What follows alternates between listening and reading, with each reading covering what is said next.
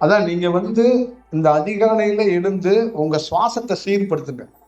உங்க சுவாசத்தை சீர்படுத்தினீங்கன்னா 2 விஷயம் நடக்கும். உங்க நரம்பு சம்பந்தமா இருக்கிற ப்ராப்ளம் என்னன்னு உங்களுக்கே காட்டி கொடுக்கும். இப்ப இந்த மாதிரி தூக்கம் இல்லாத இதெல்லாம் என்னன்னா நரம்பு சம்பந்தமான ப்ராப்ளம் தான். அப்ப நரம்பு சம்பந்தமா ஒரு சூழலை நீங்க அனுபவிக்கணும்னு உங்களுக்கு இருக்கு.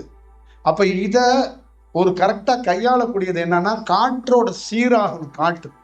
அப்ப அந்த காற்று சீராகிறதுக்கு முக்கியமான வடிவம் என்னன்னா இந்த அதிகாலையில எழுதுறது, மௌனமா உட்கார்றது, எங்களை மாதிரி ஆளுங்களுடைய உரையோ எங்களை மாதிரி சூழல்களை பார்க்கும்போது இந்த காற்று தன்மை உங்களுக்குள்ள வாகிக்கிறதுக்கு ஒரு வாய்ப்பு கிடைக்கும் போது அதிலிருந்து விடுபடுறதுக்கும் அது ஏன் நடக்குதுங்கிறத உங்களுக்கே உணர்த்தப்படும்.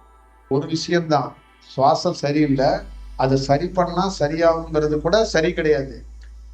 சுவாசம் சரியில்லை, அதை மேன்மைப்படுத்தணும், அவ்வளவு மட்டும்தான். அது சரியாகுங்கிறது கூட நம்ம போகக்கூடாது. நான் மீண்டும் சொல்றேன், தியானமா பண்ணாதீங்க. தியானம் வருதான்னு முதல்ல செக் பண்ணுங்க. உங்களுக்கு தியானம் வருதா அப்படின்னு முதல்ல செக் பண்ணுங்க. அப்ப உட்கார்ந்து பார்த்தா உங்களுக்கு மௌனம் கிடைச்சா தியானம் வருதுன்னு அர்த்தம்.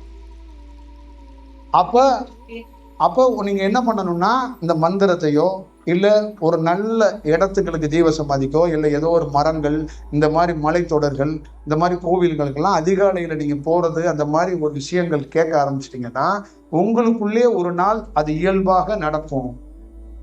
அப்ப உங்க உடல் என்ன ஆகும்னா தானா நடக்கிற பொருள் உடல் வளரும், உடல் நல்ல தன்மைக்கு வரும். இப்ப உடல்ல தானா ஒரு விஷயம் நடக்கணுங்கிறேன், அதை கிரியேட் பண்ணக்கூடாதுங்கிறேன்.